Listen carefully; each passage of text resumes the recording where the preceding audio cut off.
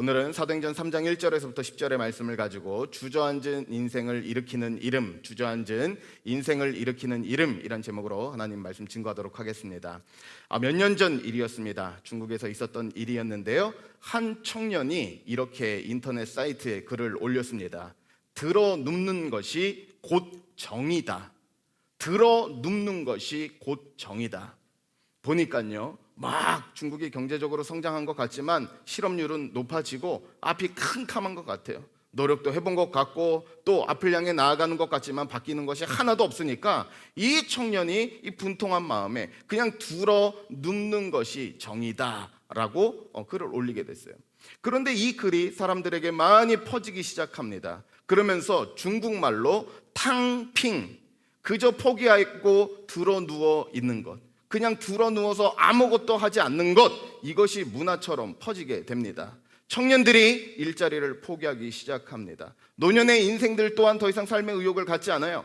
그때부터 제재하고 그때부터 글들을 검열하기 시작했지만 탕핑, 누워서 아무것도 하지 않는 무기력이 전체적으로 퍼지게 되었습니다. 중국의 예만이 아닙니다. 우리에게도 마찬가지 누워서 아무것도 하지 않는, 주저앉는 일들이 일어나게 돼요. 직장인들에게는 무기력과 번아웃으로, 중년을 넘은 이들에게는 삶의 체념으로 더 이상 소망을 갖는 것이 아니라 하루하루 그저 살아가는 일들이 일어나게 된다는 사실입니다. 오늘 그런데 말씀을 보니까 똑같은 한 인물이 오늘 말씀에 등장하게 됩니다. 그는 어떤 사람이었냐면 성전, 미문, 아름다운 문 옆에서 구걸하는 사람이었습니다. 그는 나면서부터 걸어본 적이 없었고 사람들이 그를 가져다가 문 옆에다 가져다 두면 구걸하여 사는 사람이었어요. 그런데 놀라운 것은 무엇이냐면 이 사람을 가리켜서 성경이 무엇이라고 이야기하는가? 다른 사람들이 데려다가 성전 문 옆에 두는 자라, 이렇게 얘기해요. 이름이 나오지 않습니다. 이 사람이 구걸하여 살았고 심지어 거지라 할지라도 신약 성경을 보면 거지였던 바디메오, 이름이 있어요. 그런데 이 사람은 이름이 나오지 않습니다. 무엇을 말하느냐? 이 사람이 실제로 정상적인 걷고 뛰며 사는 사람이라 할지라도 그는 여전히 주저앉아 소망 없는 삶을 살았던 바로 그 사람이라는 의미예요. 그는 성전문 옆에 사람들이 가져다 주는 대로 등은 성전을 등지고 세상을 바라보던 헛된 주저앉은 인생을 살고 있었다는 것입니다. 그런데 그의 삶이 일어나요. 그런데 그의 삶의 회복이 일어납니다. 누가 물질을 줘서, 누가 돈을 줘서, 그에게 꿈이 부어져서 그런 게 아니에요. 말씀을 보니까 능력의 이름이 그를 일으킵니다. 능력의 이름이 다시 살아갈 힘을 줘요. 오늘 이 예배가 저는 간절히 소망합니다. 성도님들에게도 다시 한번 내 삶을, 주저앉은 내 삶을, 멈춘 내 삶을, 무기력한 내 삶을, 체념한 내 삶을 다시 일으키는 그 이름의 역사가 동일하게 모든 예배의 자리 가운데 임할 수 있기를 간절히 축복합니다. 그래서 스펄전 목사님은 이 본문을 설교하며 이렇게 선포했습니다. 어떠한 사람이라도, 어떠한 사람이 굴러 떨어져 바닥에 꼬꾸라져 있을지라도 그 이름은 반드시 일으켜 세워낸다. 오늘 말씀을 통해서 다시 한번 그 이름의 능력이 내 삶을, 체념한 내 삶을, 탕핑한 내 삶을, 무기력하고 주저앉은 내 삶을 다시 세우는 은혜가 있기를 간절히 축복합니다. 먼저 말씀은 오늘 우리에게 첫 번째로 이렇게 놀라운 사실을 전하고 있는데요, 바로 이것입니다. 기도의 자리로 향할 때 회복이 시작된다는 거예요. 같이 한번 우리 입술로 선포합니다. 시작. 기도의 자리로 향할 때 회복이 시작된다. 한 번만 더요. 시작. 기도의 자리로 향할 때 회복이 시작돼요. 오늘 말씀은 베드로와 요한이 성전을 향해 갈 때의 일입니다. 본문 1절 말씀은 이렇게 이야기하고 있어요. 제9시 기도 시간에 베드로와 요한이 성전에 뭐할세? 올라갈세. 당시에 경건한 유대인들은 기도 시간을 지켰습니다. 그리고 뿐만 아니라 성전에서는 아침 9시 그리고 오후 3시에 번제가 드려져서 그 시간에, 특별히 오늘 말씀에 나와 있는 이 제9시는 오후 3시를 의미합니다. 그러니까 지금 그 기도 시간을 향해서 가고 있었다는 사실이에요. 그렇기 때문에 오늘 이 기적은 어디서 시작이 되었는가? 바로 기도와 연결 짓고 있다는 사실입니다. 그냥 우연한 발걸음이 아니었습니다. 어디 가던 곳이 아니었어요. 무엇을 하러 가는 발걸음이었어요? 기도를 하러, 기도를 향하는 발걸음이었습니다. 그런데 놀랍게도 그 발걸음 가운데 하나님의 역사가 일어나게 됐다는 사실입니다. 그래서 성도님들 잊지 마십시오. 기도의 놀라운 점은 무엇이냐면 기도를 하러 향하는, 심지어는 기도할 마음만 먹었는데도 거기서 역사가 일어나는 줄로 믿습니다. 기도할 마음만 먹었어요. 기도해야지 다짐했어요. 그런데 그 발걸음의 기도가 시작되기 전에 이미 하나님의 역사가 나타났다는 것입니다. 그래서 이사야서 65장 말씀을 보면 이런 놀라운 선언이 있게 됩니다. 이사야서 65장 24절입니다. 한 목소리로 읽어볼까요? 크게 시작. 그들이 부르기 전에 내가 응답하겠고 그들이 말을 마치기 전에, 뭐라고 얘기합니까? 그들이 부르기 전에, 이미 기도가 시작되기 전에 하나님이 응답하신대요. 그 기도가 끝마치기도 전에 하나님이 어떻게 하신다고요? 역사하신다고요. 그래서 그 인생이 기도할 마음을 먹는다면, 그 삶이 기도를 향한다면 반드시 하나님의 들으심과 하나님의 일으키시는 역사가 있게 되는 줄로 믿습니다. 동일한 역사가 어디서 일어나느냐? 사도행전 16장에서 나타납니다. 사도 바울이 빌립보라는 처음 간 지역으로 가게 돼요. 아는 사람이 없어요. 만나본 사람이 없어요. 선교 전략이 없어요. 어떻게 할 줄을 모르는 가운데서 사도 바울이 어떻게 하느냐? 그 함께 갔던 사람들과 함께 기도할 곳을 찾아요. 무엇을 찾았다고요? 기도할 곳을 찾아요. 기도 시작한 게 아니에요. 기도할 곳을 찾았는데 그들의 발걸음이 강가로 임하게 되고 그 강가에서 옥감 장수 루디아를 만나게 되고 거기서 그녀를 만나요. 빌립보 교회가 시작되게 되었다는 사실입니다. 치열한 선교 결과가 아니었어요. 선교 전략의 결과가 아니었습니다. 기도할 곳을 찾고 기도할 마음을 가졌는데 거기서 하나님의 열어주시는 역사가 나타나게 되었다는 사실입니다. 그래서 잊지 마십시오. 우리가 절망하고 낙심하고 우리 삶이 무너질 때 자세히 살펴보면 우리는 한 가지 빼고 다 합니다. 기도 빼고 다 해요. 불평도 하고 원망도 하고 후회도 해요. 두려움에도 빠집니다. 그런데 한 가지는 안 해요. 기도 빼고 다 해요. 그런데 우리 삶이 다시 기도할 마음을 작정하고 다시 기도를 향할 때 그곳 가운데서 이미 들으시고 이미 역사하시는 하나님의 선한 일들이 그 가운데서 시작되게 되는 줄로 믿습니다.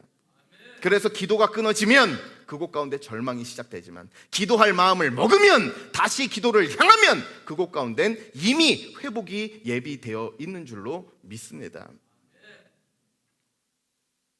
그래서 저는요, 오늘 성도님들이 한 가지를 결단할 수 있기를 바라요. 오늘 이 베드로와 요한이 가졌던 제9시의 기도, 내 삶의 제9시를 다시 회복하셔야 돼요. 다시 찾으셔야 돼요. 다시 기도, 다짐으로 끝나는 것이 아니라 기도의 자리로 나오셔야 돼요. 특별히 우리 부천 열방교회에서는 금요일날 저녁 8시에 모여서 기도합니다. 점점 많은 성도님들이 많이 모이셔서 지난주에도 의자를 덮이고 예배를 드렸어요.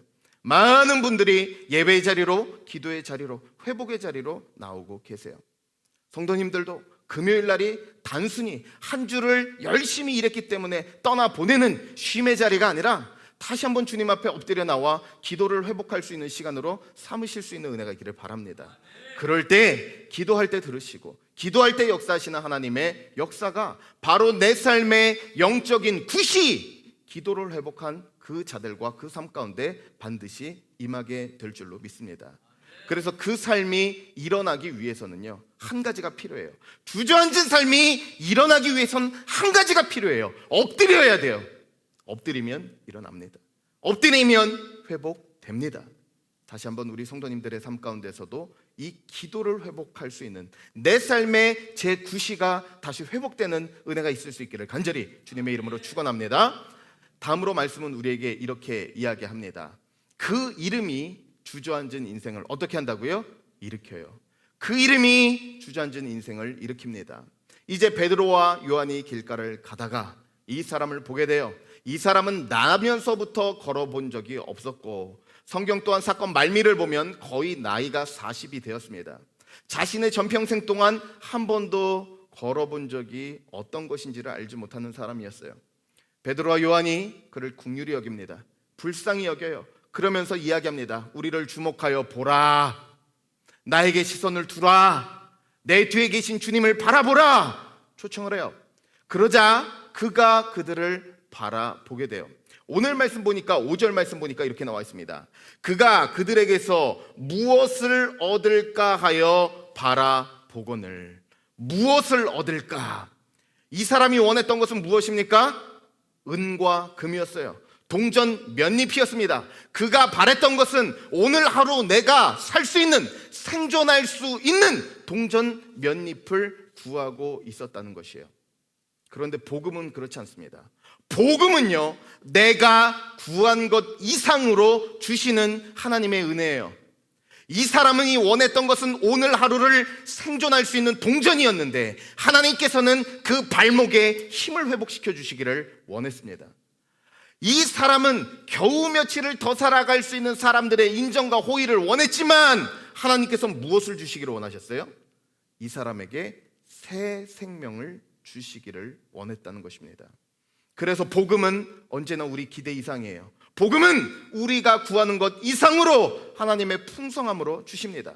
이 사람이 동전 몇 잎을 구하고 있을 때 주님께서는 이 사람에게 새 생명과 새 능력을 예비하고 계셨다는 사실입니다. 그래서 베드로가 그를 향해서 놀라운 선언을 합니다. 오늘 말씀 보니까 주목하여 이르되, 이 사람의 삶은 어떻다고요? 주저앉은 사람은 어떻다고요? 성전을 등지고 헛된 세상만 바라보는 사람이에요. 그 사람이 주저앉은 사람입니다. 그런데 이 주저앉은 인생을 향하여 오늘 말씀 보니까 베드로가 이렇게 행합니다. 6절 말씀인데요. 베드로가 이르되 은과 금은 내게 없거니와 내게 있는 이것을 내게 주노니 나사렛 예수 그리스도의 이름으로 어떻게 하라고요? 일어나 걸으라고. 그런데 말씀을 잘 보십시오. 베드로가 이렇게 얘기합니다. 은과 금은 내게 어떻다고요? 없거니와. 은과 금은 내게 없대요. 하나님의 역사는 어디서 나타납니까? 내게 없는 것을 통해서 나타나는 게 아니에요. 하나님의 역사는 작은 것이지만 내게 주신 것, 이미 있는 것, 그것을 통해 역사하신다고요. 근데 그것이 무엇이었습니까? 바로 나사렛 예수 그리스도의 이름이에요. 우리는 나사렛 예수 그리스도의 이름 하면 마치 이것을 주문처럼 외웁니다. 자다가 막 갑자기 가위 눌렸을 때 나사렛 예수 이름으로 물러가라! 주문처럼 우리는 마치 이 이름에 어떠한 특수한 능력이 있는 것처럼 여기며 오해할 때가 많아요. 그렇지 않습니다. 여기서 말하는 나사렛 예수 그리스도의 이름으로 라는 의미는 무엇이냐면 바로 예수 그리스도의 권위와 예수 그리스도의 능력으로 그 일이 일어날지어다 선언하고 있는 거예요. 그러니까 이 나사렛 예수 그리스도의 이름에는 무슨 능력이 감춰져 있습니까? 사람들이 십자가에 못 박았으나 부활하신 부활의 능력이 담겨 있고, 사람들이 거절하고 사람들이 버렸으나 결국 그들을 구원한 구원자의 능력이 그 이름에 있다는 사실이에요. 오늘도 우리가 마주하는 삶의 현장마다 삶이 무너질 때가 있고 낙심될 때가 있어요. 그러나 동일하게 다시 한번 우리의 삶을 일으키는 그 이름, 나사렛 예수 그리스도의 이름으로 부활의 능력을 경험할 수 있고, 나사렛 예수 그리스도의 이름의 능력으로 다시 한번 높여주심과 일으켜주심을 우리 삶 가운데 다시 한번 기대할 수 있는 줄로 믿습니다. 어제 우리 교회에서요, 미디어팀 회식을 했습니다. 우리 또 최호 집사님 또 너무 잘 섬겨주고 계시고, 또 우리 보이지 않는 곳에서 청년들이 너무 애쓰고 있어서 우리 교육자들과 또 특별히 우리 미디어팀 또 섬기는 미디어위원회 섬기는 팀들이 점심 식사를 같이 했습니다. 근데 식사를 하고 돌아오다가 우리 교육자가 이제 또 차 속에 있으니까 특별히 우리 남자 교육자들에게 이 교회가 좀 어떻게 세워졌는지를 좀 전하고 싶어서 좀 이야기를 전했습니다. 우리 기존 성도분들은 아시겠지만 모르시는 분들도 계실 거예요. 원래 이 지금 성전터가 원래 이게 교회 소유가 아니라 한 스님이 이 종교 부지를 입찰을 받은 땅입니다. 그러니까 원래 사찰이 지어져야 되는 땅이에요. 그런데 교회 성도분들이 또 기도하고 또 애쓰고 찾아갔더니 또 그분이 굉장히 비싼 값으로 이 땅을 또 팔 수 있음에도 불구하고 이 교회에다가 기꺼이 그 스님께서 이 땅을 양도를 해주셔서 이곳에 지금 교회가 지어졌다. 너무 간증스럽게 그 얘기를 하는데 한 교육자가 얘기를 하더라고요. 목사님, 그런 일들이 제 모교에서도 있었습니다. 그 얘기를 하는 거예요. 근데 무슨 일이 있었냐 얘기를 들어보니까요, 서울에 있는 한 교회인데 이 교회와 또 성도님들이 이제 새롭게 하남 쪽에 큰 신도시가 또 들어오게 되는 것을 듣고 이 마음이 뜨거워져서 성도님들과 교회 목사님이 함께 기도하면서 이제 교회를 그쪽으로 옮기는 방향을 또 추진을 하고 있는 거예요. 너무 좋은 땅을 발견했는데요, 공교롭게도 그 땅을 누가 입찰을 받았냐? 스님이 그 땅을 가지고 계신 거예요. 거기도. 그런데 그 스님은요, 우리가 만난 스님은 착한 스님이었는데 그분은 착한 스님이 아니었어요. 만났는데 땅값이 너무 오른 거예요. 그래서 그 목사님이 이제 가기 전부터 이거 어떻게 해야 되나, 이거 꼭 우리가 다시 양도 받아서 우리가 져야 되는데, 그러고 이제 가면서 연습하는 거예요. 이제 거울 앞에서 최대한 불쌍한 표정도 하고, 저희 좀 도와주세요. 저희가 다 갚을 수가 없습니다. 그리고 그 스님을 만났어요. 근데 단호하시더라는 거예요. 이 가격 밑으로는 못 줍니다. 줄 수 없습니다. 절대로 못 팝니다. 목사님이 얘기했대요. 우리가 상황이 좀 어려워서 그렇습니다. 좀 사정을 봐주십시오. 그랬더니 그 스님이 이렇게 얘기했대요. 아니 목사님, 예수님 믿는데 왜 이렇게 믿음이 없으세요? 예수님 믿는데 왜 믿음이 없으세요? 이 목사님이 돌아오면서 다시 한번, 주님, 제가 주님 믿는데 우리 부족함이 우리 능력으로 채워지는 게 아닌데 주님의 이름으로 지금까지 왔는데 주님, 헛된 것 바라봤습니다. 그분이 결정했어요. 그리고 그 제시한 가격 받아들였어요. 하남으로 교회 이전했습니다. 지금 얘기 들었어요. 3,000명 모이는 대형 교회로 성장했대요.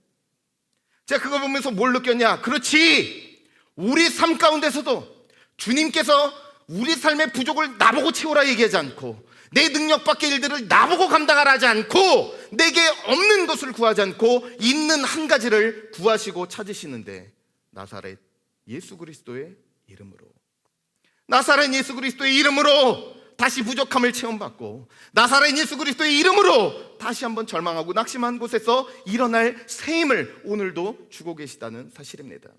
그래서 저는 간절히 바라요. 오늘 예배 가운데 참석한 성도님들이 내가 믿고 있었던 예수 그리스도를 잊고 절망하고 있었고 낙심하고 있었다면 다시 한번 이 베드로와 요한이 이 앉은 병자를 향하여 했던 그 한마디, 나사렛 예수 그리스도의 이름으로 일어나 걸으라, 자신을 향해서 다시 선포할 수 있기를 바랍니다. 자신의 가정을 향해서 다시 선포할 수 있기를 바랍니다. 우리 자녀들을 향해서 선포할 수 있기를 바랍니다. 그럴 때 내게 없는 능력이, 내 손밖의 일들이 주의 능력으로 가능케 되고 일으킨 바 되는 은혜가 반드시 그 삶 가운데 임하게 될 줄로 믿습니다. 오늘 마지막으로 말씀은 우리에게 이렇게 이야기를 해요. 이제 일어선 자, 이제 예수 그리스도의 이름의 능력으로 일어나는데, 일어선 자는 다시 어떻게 하지 않는다고요? 다시 앉지 않게 돼요. 베드로는 이 사람을 보게 됩니다. 그러면서 단순히 나사렛 예수 그리스도의 이름으로 일어나 걸어라 말만 한 게 아니에요. 기꺼이 자기가 그 수고를 감당합니다. 오늘 말씀 8절 말씀 보니까요, 7절과 8절 말씀 보니까 이렇게 나옵니다. 오른손을 잡아 일으키니, 그가 말만 한 게 아니라 그 고통에 동참하고 해산의 수고와 같이 그 삶을 붙잡아 준 거예요. 그랬더니 오늘 말씀 보니까 뭐라고 나옵니까? 이 사람에게 발과 발목이 곧 힘을 얻었대요. 그러면서 8절 말씀입니다. 뛰어서서 걸으며 그들과 함께 성전으로 들어가면서 걷기도 하고 뛰기도 하며 하나님을 찬송하니, 말씀을 읽어보면 무려 6개에서 7개에 해당하는 동사가 계속 나옵니다. 그가 걷기도 하고 뛰기도 하고 하나님을 찬양하고 들어가고. 무슨 얘기예요? 앉았던 그가 실제로 진짜로 걷게 되었다는 것이에요. 그런데 이 말씀에서 가장 중요한 것은요, 이 성경에 나와 있는 단어 중에 뛰다라는 단어의 동그라미를 한번 쳐보십시오. 그가 뛰었다, 뛰게 되었다. 이 말씀이 중요합니다. 왜요? 단순히 그가 뛴 사건만을 말하는 것이 아니라 실제로 이 뛴 역사가 구약에 예언되어 있는 메시아의 때에 메시아가 일으킬 핵심 사역이기 때문에 그렇습니다. 이사야서 35장 6절 말씀인데요, 같이 한번 보겠습니다. 함께 봅니다. 시작. 그때 저는 자는 모처럼 뛴다고요? 사슴같이 뛸 것이며 말 못하는 자의 혀는 노래하리니 이는 광야에서 물이 섞겠고 사막에서는 시내가 흐를 것임이라. 그때 저는 자가 어떻게 된다고요? 사슴같이 뛰게 될 것이다. 이 약속이 언제 주어진 거냐? 메시아의 때에, 주님 도래의 때에, 주님이 다스리는 인생에 나타나는 특징이에요. 그러니까 지금 베드로가 이 손을 잡았지만 실제로 이 인생을 잡아준 것은 예수 그리스도의 능력이었다는 거예요. 주님 다스림이 이 삶에 임했더니 그 구약에 약속되었던 저는 자가 사슴같이 뛸 것이다, 그 역사가 똑같이 일어나게 된 것입니다. 그 똑같이 일어난 역사가 이 병자에게 임하게 되었어요. 그래서 주님의 다스림이 임하게 될 때 우리는 다시 일어나게 되고 다시 뛰게 되는 줄로 믿습니다. 그런데 중요한 것은 우리가 다시 일어나게 될 때에 우리에게 나타나는 특징이 있어요. 다시 주저앉지 않게 된다는 거예요. 다시 주저앉지 않게 된다. 이 말은 우리가 낙심하지 않는다는 게 아니에요. 다시 실망도 할 거고 다시 자금에 빠지고 다시 눈물질 일을 만나게 될 것입니다. 그런데 한 가지 중요한 것은 무엇이냐? 이 사람은 걷게 되고 뛰게 된 이후에 성전 문 옆에 머물렀습니까? 아니면 성전 안으로 들어갔습니까? 성전 안으로 들어갔어요. 다시 이전의 삶에 주저앉지 않았어요. 과거의 실패가, 과거의 사건이 그 사람의 이름과 정체성으로 규정되지 않았다는 것입니다. 그래서 오늘 말씀 가운데서 너희가 다시 앉지 않으리라, 이 말씀은 우리가 낙심 안 한다는 일이 아니에요. 낙심도 하고 실망도 할 것입니다. 그러나 실패가 내 이름이 되지 않아요. 내게 일어난 일이, 내 과거가 내 정체성이 되지 않으며 나는 어떤 사람으로, 나는 이제 걸은 사람으로, 나는 뛰는 사람으로, 구걸하는 사람이 아니라 찬양하는 사람으로, 그 입술이 찬양하는 하나님의 백성으로 다시 한번 그 자리에 머물지 않게 된다는 사실입니다. 그런데 문제는 뭐냐? 영적인 공격이 있어요. 오늘 말씀 보니까 이 기적을 경험한 이후에 사람들이 그를 향해서 이렇게 얘기합니다. 10절 말씀입니다. 시작. 그가 본래 성전 미문에 앉아 구걸하던 사람인 줄을 알고 그에게 일어난 일로 인하여 심히 놀랍게 여기며 놀라니라. 이 사람이 볼 때, 주변 사람들이 볼 때 이 사람은 어떤 사람이에요? 성전 미문 옆에 앉아있는 사람입니다. 걷지 못하는 사람입니다. 구걸하던 사람입니다. 끊임없이 옛 자아와 옛 과거와 있었던 일들로 다시 한번 이 사람을 어떻게 하고 있는 거예요? 부르고 있는 거예요. 너는 그런 사람이 아니다. 너는 다시 구걸할 사람이다. 네 입술에 그 찬양은 가당치 않다. 너는 구걸해야 된다. 너는 뛰는 자가 아니다. 너는 앉아 절망해야 된다. 다시 그 삶으로 초대하는 거예요. 우리가 그러지 않습니까? 우리가 예수를 믿는다 이야기하고 복음의 능력을 믿는다 이야기하지만, 주님이 새 생명을 주셨다 말하지만, 지난 한 주의 내 삶이 다시 성전문 옆에서 구걸하던 삶이었어요. 다시 내 입술에서 입술과 찬양이 아니라 내 입에서 불평과 절망이 나오는 이전 삶으로 주저앉은 삶이었다고요. 교회에서 최근에 배려를 해주셔서 가까운 곳으로 이제 담임 목사 사택을 이사하게 됐습니다. 정말 감사했고, 또 우리 아내 사모가 건강이 또 다리가 좀 좋지 않아서 많은 분들이 마음 아파했는데 참 너무 감사한 환경으로 또 이사를 잘 하게 됐어요. 그런데 그 과정 가운데 해프닝이 하나가 있었는데, 이전 집에서 이사를 해서 새로운 집으로 들어갈 때 그 전문 용어로 아십니까? 이 아다리가 맞아야 되는데 이게 안 맞은 거예요. 여기서 나와서 새 집을 들어갈 때 나와서 맞아야 되는데, 지금 뭐 전세가 거의 없고 하니까 이 집을 미리 계약하고 다 처리를 했는데 이 집은 아직 그대로인 거예요. 그냥 아다리가 안 맞은 거죠. 그래서 주소 변경 신청도 하고 다 새로운 삶은 이쪽에 있는데, 문제는 뭐냐? 완전히 모든 주소가 다 바뀌어서 그쪽으로 오지 않아요. 편지가요? 계속 이전 집으로 갑니다. 이전 집으로 계속 보내줘요. 그쪽으로 오는 편지가 있어요. 그러니까 얼마나 우스운 일이 생기냐. 새로운 집과 새로운 환경과 여건이 있는데 이전 집으로 갑니다. 거기서 다시 편지를 뜯어봐요. 여기 왔네. 또 이거 해야 되네.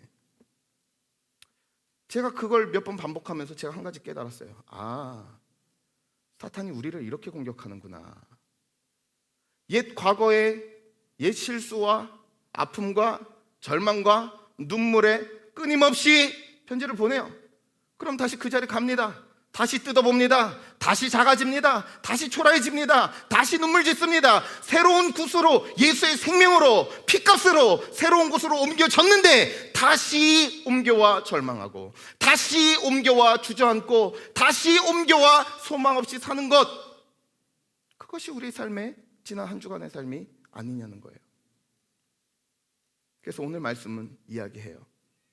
이 사람처럼 다른 이들이 향하여 그는 걷지 못하는 자가 아니냐, 구걸하던 자가 아니냐, 걷지 못하는 자가 아니더냐 끊임없이 과거로 초대할 때 이 사람은 끊어내고 내일을 향해 날아갔고, 다시 한번 끊어내고 걷는 자요, 뛰는 자요, 찬양하는 자로 살아가게 됐다는 것입니다. 저는 간절히 바라요. 이번 한 주도 여전히 여러분의 옛삶에 편지가 날아들 겁니다.